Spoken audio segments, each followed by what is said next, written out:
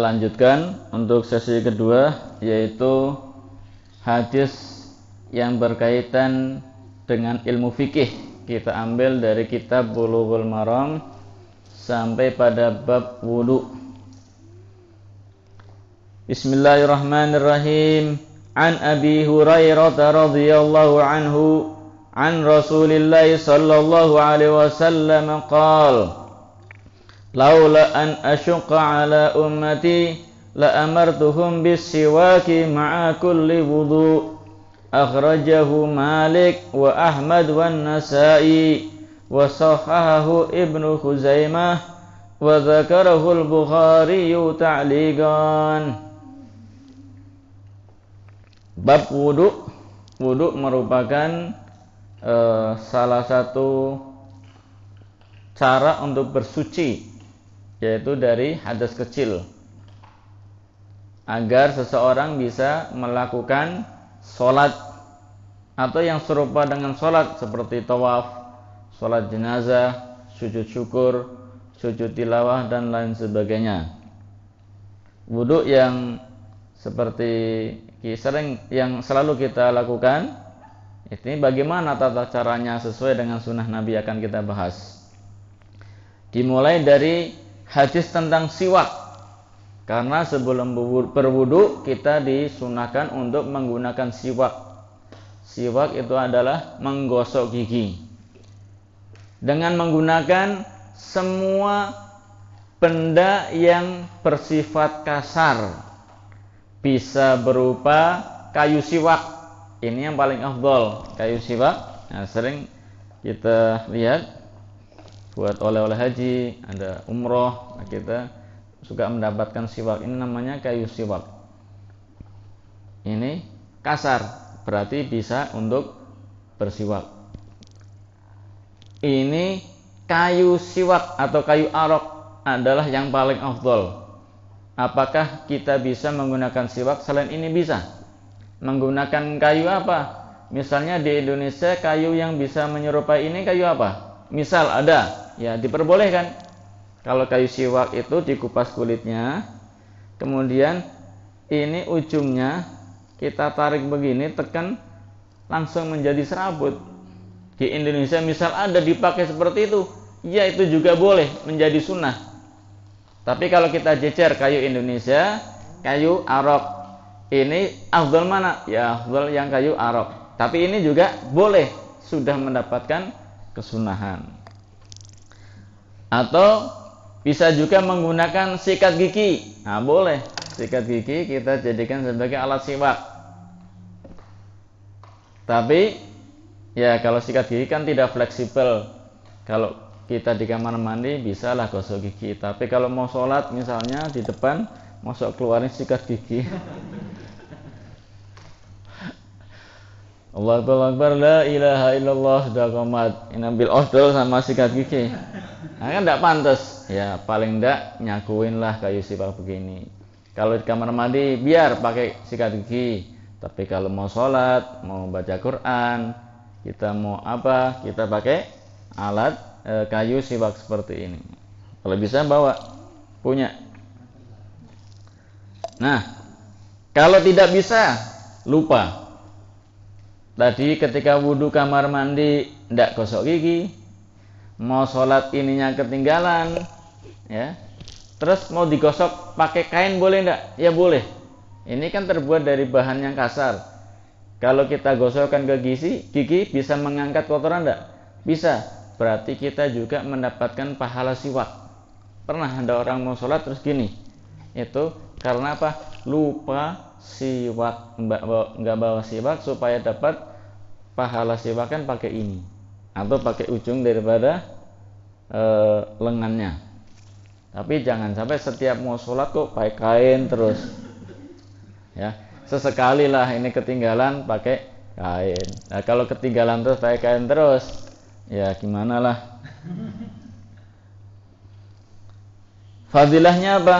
Nah, ini disebutkan oleh Rasulullah SAW. Beliau bersabda, andai kata aku tidak memberatkan umatku, maka akan saya perintahkan setiap mau wudu siwakan, setiap mau sholat siwakan, kalau tidak memberatkan. Rasulullah akan memerintahkan.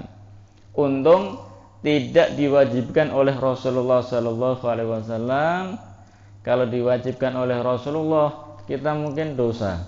Tadi kita sholat maghrib tidak siwakan, dosa. Kalau diwajibkan, untung sama Nabi Muhammad sallallahu alaihi wasallam tidak diwajibkan sehingga menjadi sunnah. Kalau kita bawa siwakan, alhamdulillah dapat sunnah. Kalau ketinggalan tidak berdosa. Itulah sifat rahmatnya Nabi Muhammad sallallahu alaihi wasallam. Dalam beberapa peristiwa Rasulullah sallallahu alaihi wasallam ini meringankan buat umatnya, di antaranya siwak.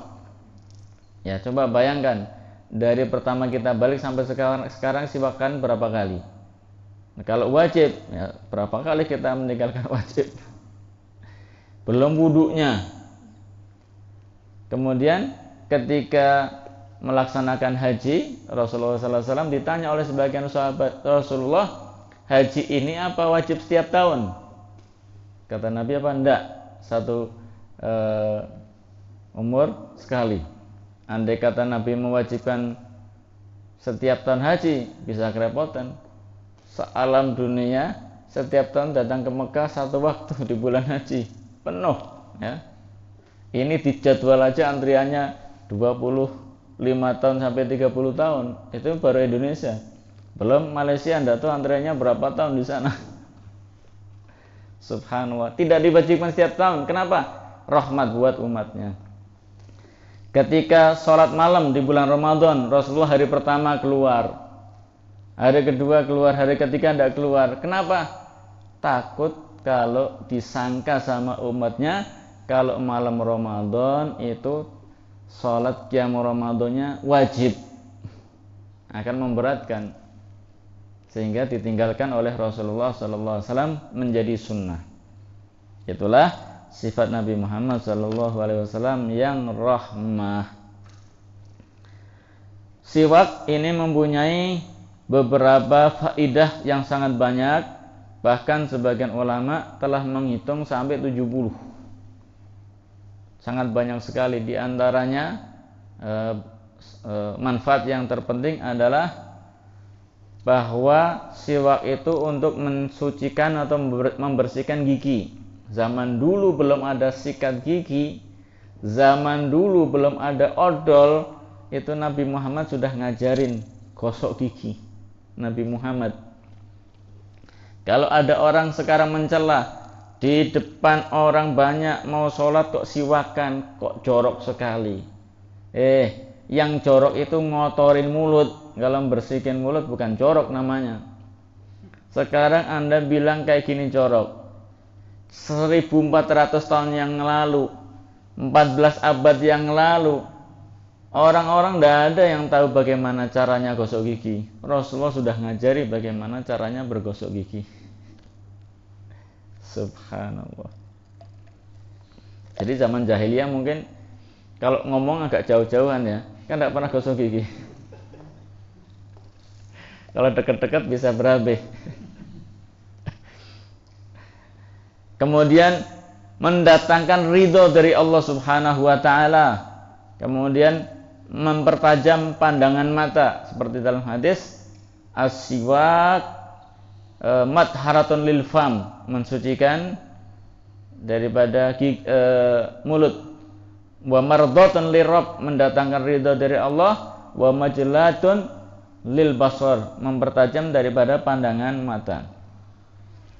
Kemudian ada faedah yang lain lagi yang sangat penting juga, bahwa orang yang suka siwakan tatkala nanti datang ajal, ketika sakaratul maut, dimudahkan oleh Allah Subhanahu wa taala untuk mengucapkan la ilaha illallah. Sebab apa? Sering dia menggunakan siwak. Ada manfaat lain, yaitu sholat 2 rakaat dengan siwak itu lebih afdal daripada 70 kali sholat tanpa siwak. Tadi kita sholat maghrib pakai siwak, itu pahalanya dilipat 70. Apalagi sholatnya berjamaah. Sholat berjamaah lipat berapa? 27. Pakai siwak dilipat lagi 70. Totalnya berapa? Itu baru satu sholat. Nanti sholat jemaah lagi, dihitung sangat banyak sekali. Amalnya ringan, tapi pahalanya besar di sisi Allah Subhanahu wa taala. Itulah kemurahan daripada Allah Subhanahu wa taala. Anda ingin milih sholat isya 70 kali, apa sholat isya pakai siwakan tapi sekali? Pilih mana? Pahalanya sama.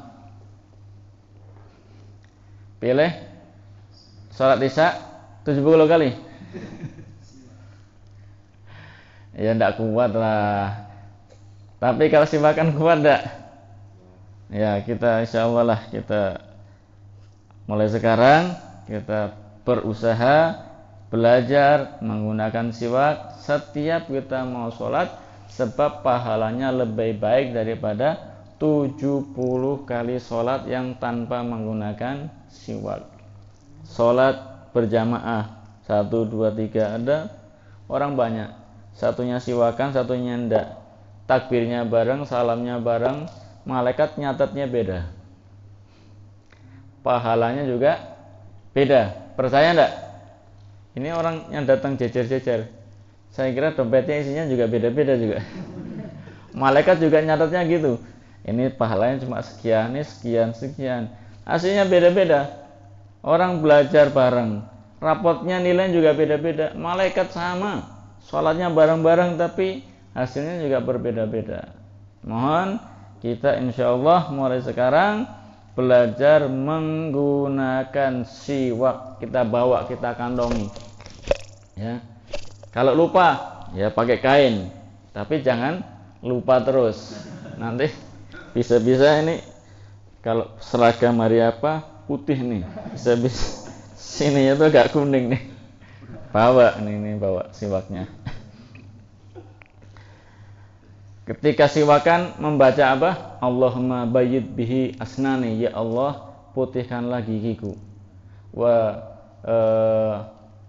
sabbit bihi wa syudda bihi lisati, dan kuatkanlah gusiku.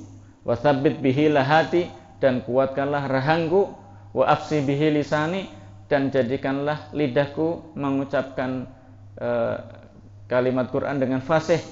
Wa barik li fi, dan berilah aku keberkahan. Wa asribni alaih, dan berilah aku pahala, ya arhamar rahimin. Itu doa ketika menggunakan siwak, doa kepada Allah Subhanahu wa taala. Banyak sekali daripada manfaat daripada siwak itu diantaranya. Dan cara penggunaannya bagaimana? Cara penggunaannya monggo dengan berbagai macam cara boleh. Pegangnya bagaimana terserah boleh. Tapi yang paling afdal kita bagi dua sisi, atas sama bawah. 3 jari di atas, telunjuk, tengah sama jari manis di atas, dua di bawah, ibu jari sama kelingking. Menggunakannya pegangnya begini. Ya. Kemudian dikosokkan giginya. Giginya bagaimana? Kalau giginya melebar ke atas ke bawah, bukan memanjang. Ke atas ke bawah. Kemudian terakhir lidahnya bagaimana? Lidahnya memanjang. Lidahnya juga diusap juga. Diusahakan ketika menggosok gigi itu membentuk seperti huruf angka 8. Dari atas ke bawah turun, balik ke atas, nanti turun lagi. Jadi itu cara menggunakan siwak yang paling afdol. Caranya megang paling afdol, untuk memutarnya juga paling afdol. Adapun cara bebasnya sudah cukup mendapatkan dari pahala-pahala tadi, itu sudah mendapatkan. Tapi lebih afdol lagi dengan cara seperti ini. Dan panjangnya jangan terlalu panjang. Usahakan maksimal 1 jengkal. Nah, ini masih afdol, ini tidak lebih dari 1 jengkal. Kalau lebih 1 jengkal itu makruh, sebab dia israf, boros. Ada siwak segini, dibagi 2 kan bisa, kasihkan temannya bisa. Ini kepanjangan. Dan jangan juga terlalu pendek. minimal berapa? 4 jari. Ini paling pendek. Alhamdulillah, ini di atas 4 jari, di bawah 1 jengkal. Jangan sampai siwaknya 3 jari, sudah segini bagi separuh, pelit sekali. Nah, seperti ini nih. Ini tidak ada 4 jari. Jadi pegangnya juga kalau mau gosok gigi, ini ikat tangannya, jarinya itu ikut masuk ke giginya. Minimal 4 jari, maksimal 1 jengkal, itu paling afdol. Besarnya kurang lebih segini ya, tidak terlalu besar, tidak juga terlalu kecil. Kemudian dianjurkan untuk membasahi sekiranya sehari sekali, 2 hari sekali, sehingga serabutnya ini menjadi lunak. Kalau lama kelamaan tidak kasih air, ini jadi keras. Ini bisa melukai gigi dan gusi. Ini sering-sering dikasih air sehari sekali, 2 hari sekali.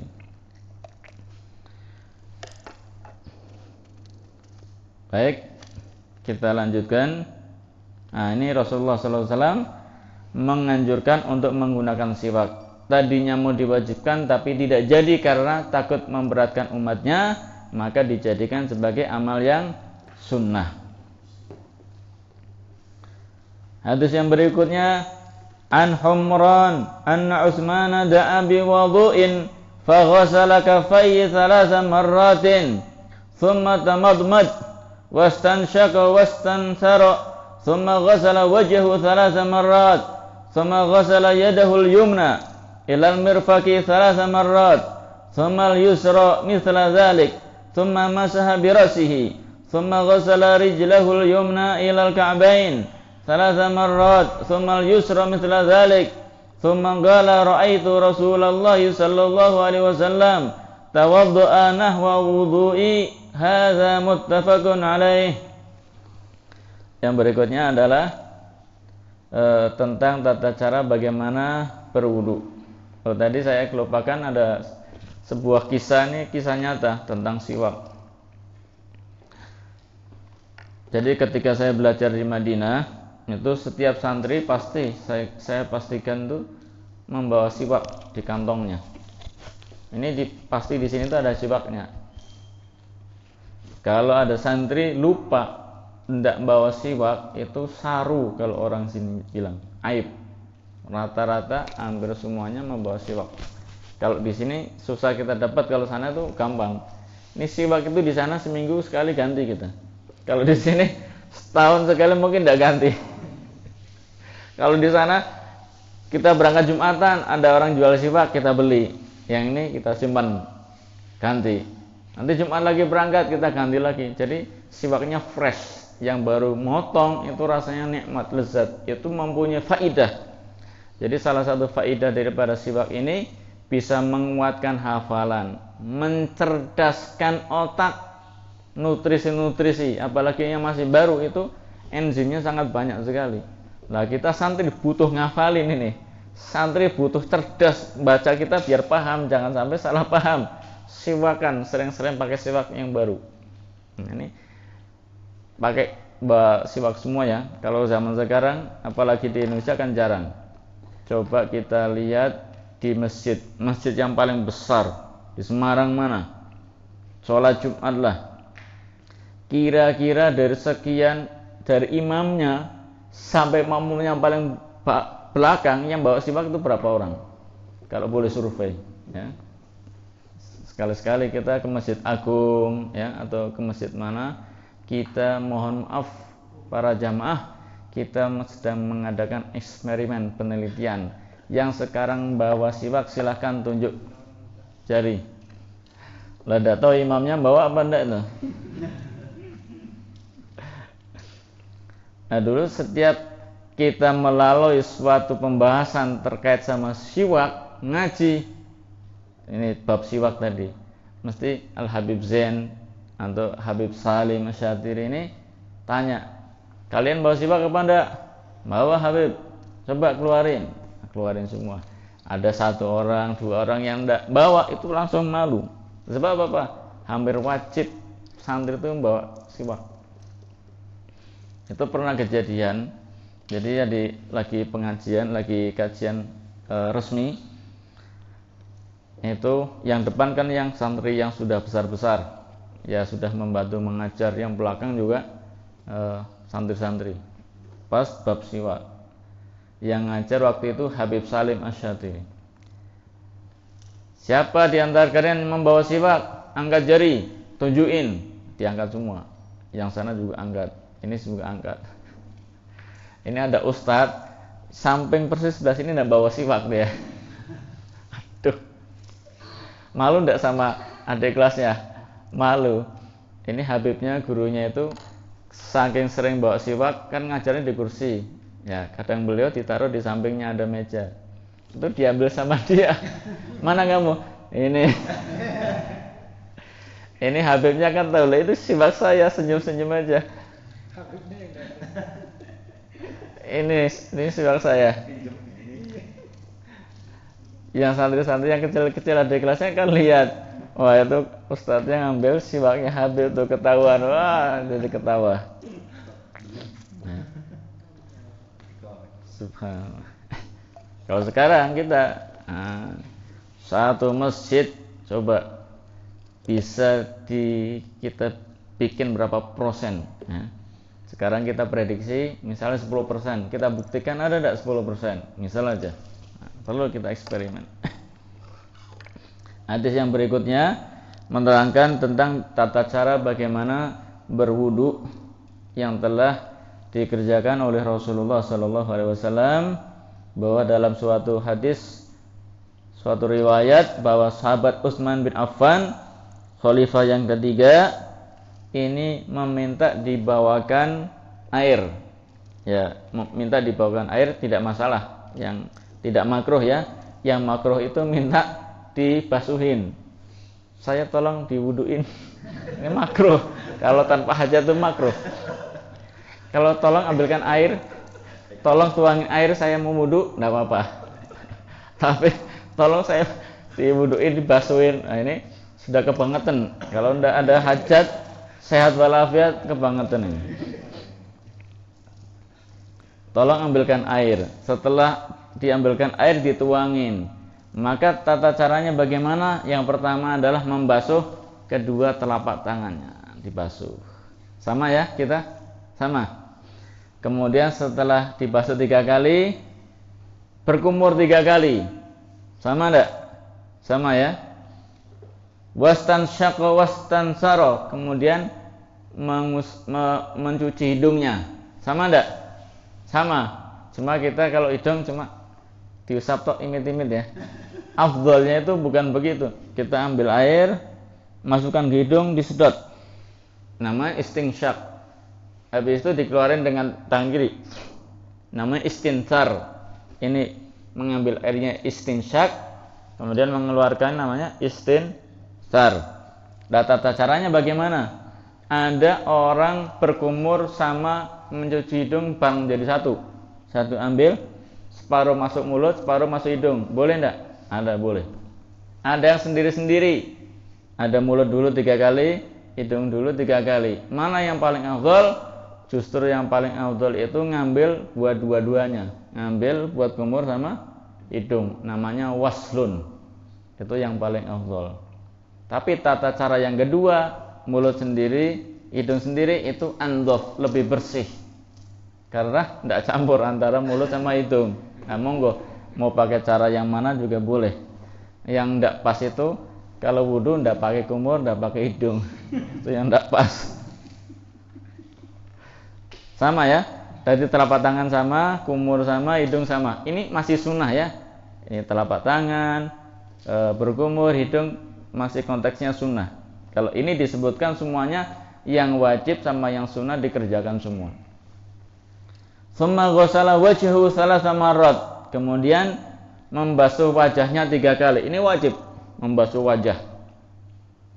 Kalau tadi sunnah membasuh wajah wajib. Wajah itu dari mana? Dari tempat tumbuhnya rambut panjang sampai ke janggut. Rambut namanya jenggot. Ini tulangnya janggut. Ini panjangnya. Melebar, lebarnya dari mana?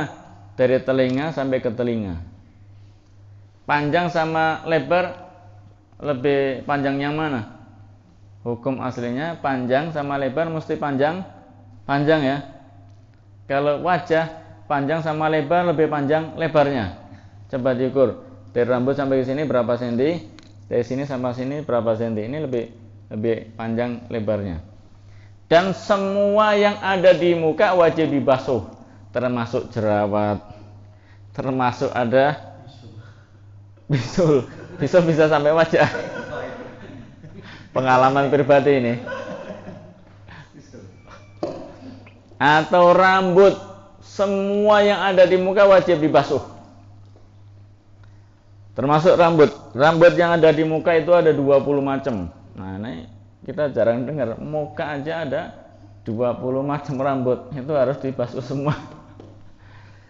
Rambut dahi, kalau ada dahinya, ya. Cuma jarang ya dahi ada rambutnya. Kemudian alis berapa? 2.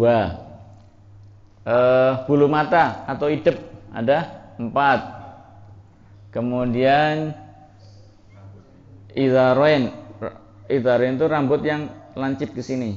Sebetulnya kan batasnya ke sini. Tapi kan ada yang lancip masuk ke daerah wajah. Itu juga termasuk wajah. Ada 2 idharain. Kemudian jambang 2. Aridoin 11. Kemudian jenggot 12. Yang tumbuh di pipi 2, 14. Kemudian kumis 15. Kemudian sabelan itu ujung daripada kumis 2, 17. Anfaqah bawahnya bibir 18. Kemudian bawahnya samping-samping, sisi kanan sisi bawah ada 2. Ini total ada 20 rambut wajib dibasuh tanpa kecuali, ya, kecuali jenggot yang lebat. Itu cukup dibasuh luarnya tok. Jadi kalau pas wudhu, ya, bawahnya ini tidak kena air. Kalau yang tebel, ya, orang Arab, orang Eropa itu jenggotnya tebel-tebel. Jadi kalau wudhu itu tidak sampai ke bawah itu tidak apa-apa. Kenapa? Kalau yang tebel itu yang wajib luarnya tok. Nah, kalau kita kan Masya Allah, ini tipis, sangat tipis sekali. Kadang ada orang pelihara jenggot ya, 1 dipanjang, 3 juga dipelihara, ya. Itu kita mungkin jenggotnya sedikit lah. Ini tipis, berarti wajib semua kena air. Tapi kalau yang jenggotnya lebat, mungkin bisa lebih lebat daripada rambut kepala, ya. Orang-orang Arab, orang-orang luar tuh lebat. Kalau dipelihara susah untuk masuk ke airnya untuk masuk ke bawah itu susah, wajib luarnya aja, yang bawah tidak wajib. Hanya mereka yang jenggotnya tebal atau lebat. Nah, ukurannya bagaimana? Saya termasuk lebat apa enggak?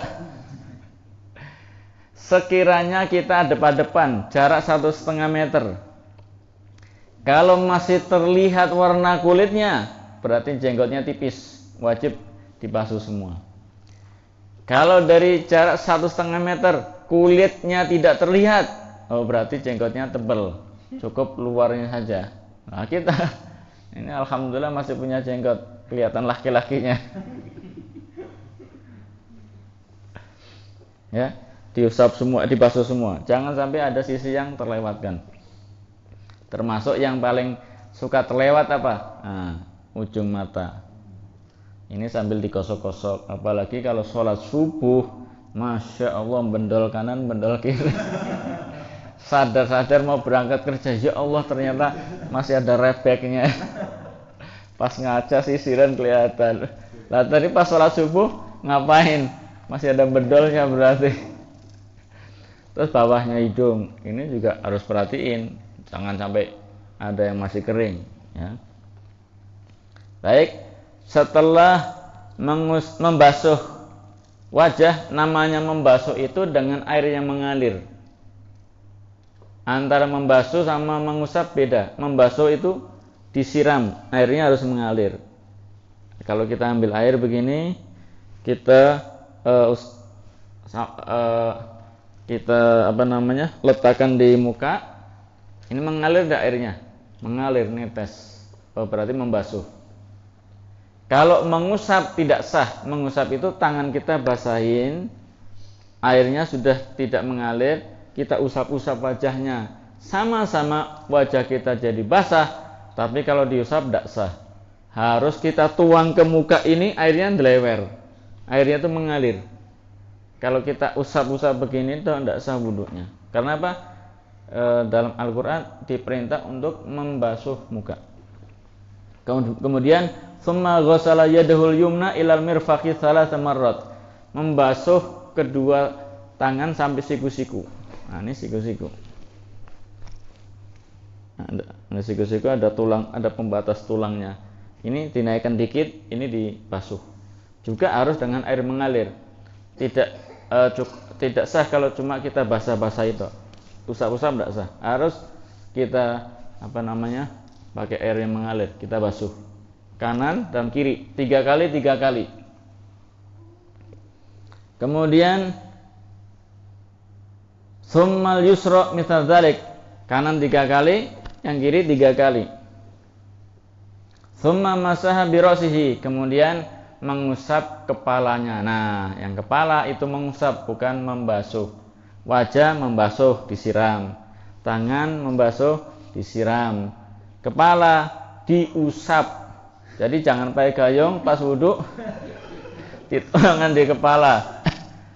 Nah, ini namanya cukup mengusap aja. Tangannya kita basahin, kemudian diusapkan di kepala. Kalau dalam mazhab Syafi'i meskipun hanya 1 rambut itu sudah cukup. Tapi dalam sebagian mazhab itu mewajibkan harus semua rambutnya diusap. Dalam mazhab Imam Malik itu harus diusap semua, seluruh. Dalam mazhab Imam Abu Hanifah 1/4 daripada kepala, 25%. Nah, kalau Imam Syafi'i minimal meskipun hanya 1 helai. Tapi afdhalnya diusap semua. Tata caranya bagaimana? Kita basahi rambutnya, basahi tangannya dengan air, kemudian diusapkan. Ini ibu jari di pelipis pilingan, kemudian jari jemari ditemuin, kemudian diusapkan ke belakang.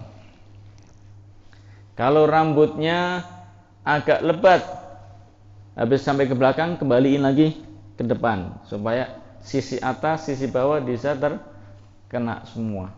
Ya. Kalau rambutnya pendek sekali atau panjang sekali seperti perempuan, maka cukup diusap sekali tok dari depan ke belakang. Itu sudah cukup.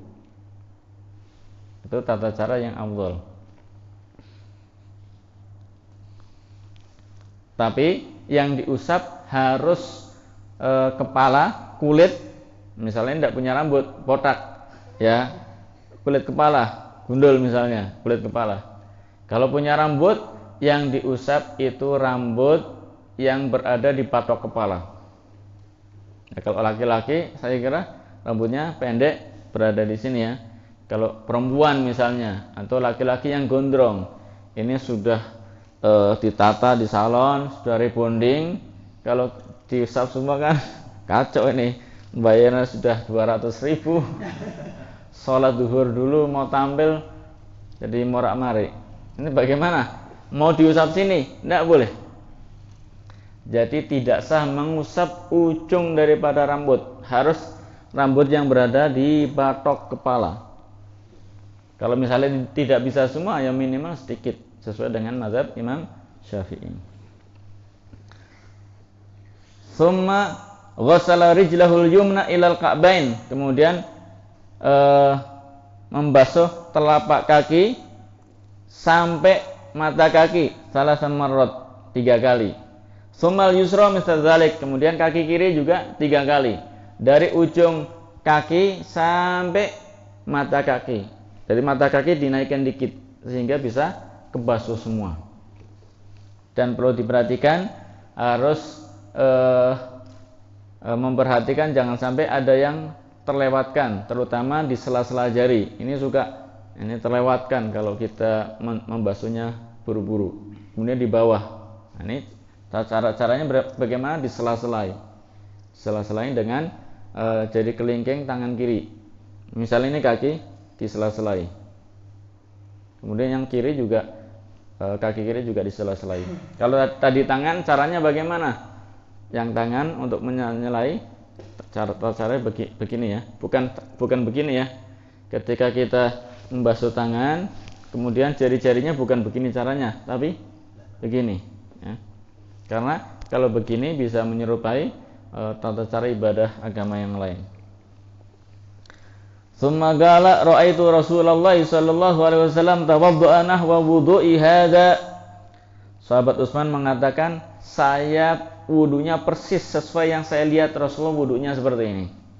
Seperti tadi. Ya. Berarti ini disunahkan untuk masing-masing 3 kali. Karena kalau 1 kali sudah cukup. Tapi kan afdhalnya sampai 3 kali. Yang kedua, yang 1 wajib, yang kedua sunnah, yang ketiga juga sunnah. Tangan 3 kali, kumur 3 kali, kemudian muka juga 3 kali, rambut 3 kali, kaki juga masing-masing 3 kali. Nah, ada beberapa anggota tubuh yang bisa dibasuh bersamaan. Telapak tangan bisa bareng enggak? Berarti bareng, tidak usah kanan dulu, kiri belakangan. Kumur, hidung, bisa bareng enggak? Bisa bareng, jadi bareng, tidak perlu mendahulukan hidung kanan, kemudian hidung kiri. Ini repot, justru bareng lebih enak. Pokoknya yang gampang-gampang lah. Rasulullah SAW bersabda apa? Innad dina yusrun. Sesungguhnya agama Islam ini gampang. Falan yushadda ad-dina ahadun illa ghalabahu. Tidak ada orang yang memaksakan diri dalam beragama Islam, praktek-praktek agama Islam memaksakan diri, kecuali akan kalah sendiri. Coba hidungnya kanan dulu 3 kali, kiri dulu 3 kali. Muka bisa enggak bareng-bareng? Bisa, enggak perlu kanan dulu 3 kali, kiri dulu 3 kali. Nah, tangan bagaimana? Bisa enggak bareng-bareng? Sebetulnya bisa tapi enggak cantik. Orang wudhu begini. Susah. Nah, maka didahuluin 3 kali kanan. Kanan 3 kali, 1. Ini sempurna 2, sempurna 3. Habis itu kiri. 1 sempurna 2, 3. Itu kanan 3 kali, kiri 3 kali. Tapi prakteknya di lapangan kebanyakan wudunya kayak orang silat. Kanan, kiri. Kanan, kiri. Kanan, kiri. Tadi kan petunjuknya membasuh tangan kanan 3 kali.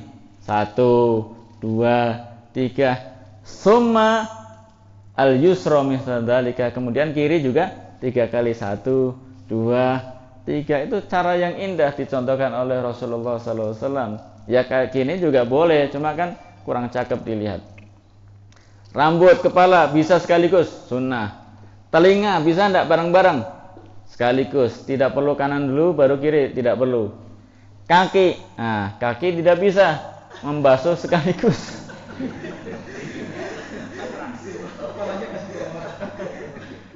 Misalnya ambil air juga disiramkan, iya kalau ada gayung, kalau tidak ada, nah ini repot.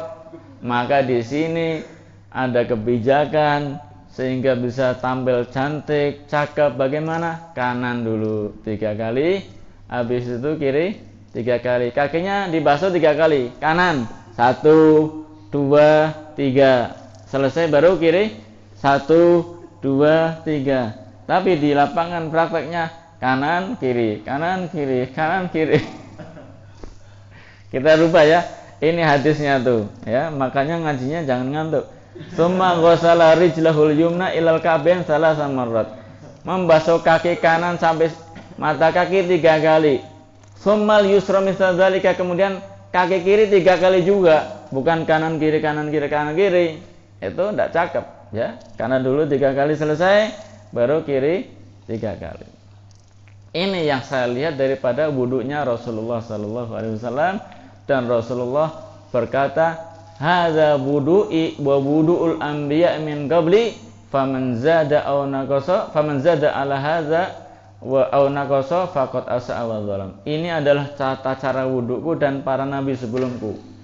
Barang siapa nambah-nambahi atau ngurang-ngurangi ini telah berbuat yang tidak baik atau berbuat kezaliman. Ya, jangan ditambah-tambah, jangan dikurang-kurang, pas persis yang dicontohkan oleh Rasulullah sallallahu alaihi wasallam. Ini masih ada sangkutannya, saya bacakan secara ringkas. An Ali radhiyallahu anhu fi sifati wudu'in Nabi sallallahu alaihi wasallam qala wa masaha bi ra'sihi wahidatan akhraja Abu Dawud. Riwayat Imam Ali, Rasulullah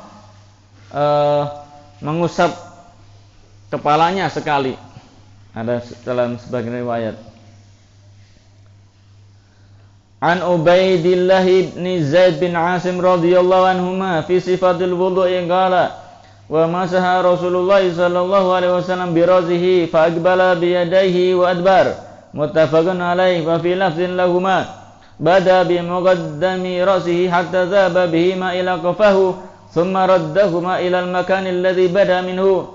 Tata caranya ada dua versi, ada dua riwayat. Ada yang mengatakan dari depan ke belakang kemudian ke depan, ada riwayat dari belakang dulu ke depan baru ke belakang lagi. Tapi yang afdal dari depan dulu ya. Ulama fikih menyimpulkan dari depan ke belakang kemudian kembali lagi ke depan. An Abdullah bin Amr radhiyallahu anhuma fi sifatil wudu'i qala thumma masaha bi ra'sihi wa adkhala isba'ihi as-simakhaini as-sibahataini fi udhunayhi wa masaha bi ibhamihi ma dhahira udhunayhi akhraja Abu Dawud wa An-Nasa'i wa Sahih Ibnu Khuzaimah. Dalam sebagian riwayat Rasulullah mengusap rambutnya sekaligus mengusap daripada telinga. Ada dua versi juga, boleh mengusap kepala sekaligus telinga. Itu jadi satu juga boleh. Tapi yang afdal mengusap kepala sendiri 3 kali, kemudian mengusap telinga sendiri 3 kali. Itu kurang lebih sampai di sini hadis Bulughul Maram tentang intinya yang sudah kita bahas tentang kesunahan siwak dan tata cara untuk wudu. Nah, apabila seseorang sudah berwudu seperti itu, maka fadilahnya adalah diampuni dosa-dosanya dan dosa-dosanya itu ikut terbawa air. Kata Nabi Muhammad SAW, man tawadda'a fa ahsanal wudu. Barang siapa berwudu kemudian wudunya dikerjakan dengan sempurna, kharajat khotoyahu min jasadihi. Kesalahan dosa-dosa yang dibawa sama dia ikut keluar bersama air yang mengalir. Hatta takhruja min asfarihi, sampai ini netes dari ujung kuku itu semuanya dosa kita larut.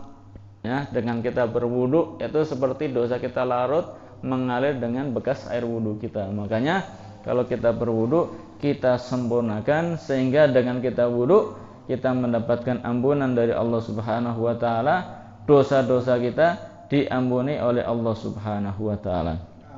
Amin ya rabbal alamin. Tadi yang kita bahas adalah dari awal sampai akhir, ada yang wajib, ada yang sunnah digabung jadi satu. Tapi yang wajib harus dibedakan ya. Suatu ketika kita punya air cuma sedikit atau waktunya mepet, maka yang kita basuh jangan sampai salah. Yang wajib harus dibasuh. Jangan sampai ketinggalan. Yang wajib dibasuh adalah wajah, kemudian tangan sampai siku-siku, kemudian mengusap kepala dan membasuh kaki. Itu 4 basuhan dan usapan yang wajib. Jangan sampai terlewatkan sedikit pun ya. Kemudian ditambah kita berniat dan kita harus urut, tidak boleh dibolak-balik. Allah Subhanahu wa taala berfirman, ya ayyuhalladzina amanu idza qumtum ilas sholati faghsilu wujuhakum wa aydiyakum ilal marafiqi wamsahu bi ru'usikum wa arjulakum ilal ka'bain. Wahai orang yang beriman, andai kata kalian hendak melaksanakan salat, maka basuhlah wajah, basuhlah tangan sampai siku-siku, usaplah kepala dan basuhlah kaki sampai ke mata kaki. Itu anggota tubuh yang wajib ketika berwudu, sisanya adalah sunnah. Jadi harus kita pilah-pilah. Suatu ketika tidak bisa kita basuh dan usap semua 4 anggota tersebut, jangan sampai terlewat karena itu yang wajib. Kalau bisa kita kerjakan dari awal sampai akhir sesuai yang dengan dicontohkan oleh Rasulullah sallallahu alaihi wasallam. Mudah-mudahan yang kita bahas pada malam hari ini memberikan kemanfaatan, keberkahan buat kita semua di dunia maupun di akhirat. Amin amin ya rabbal alamin. Sekian dari kami. Mohon maaf atas keterlambatan molor waktu. Wabillahi taufiq wal hidayah. Wassalamualaikum warahmatullahi wabarakatuh.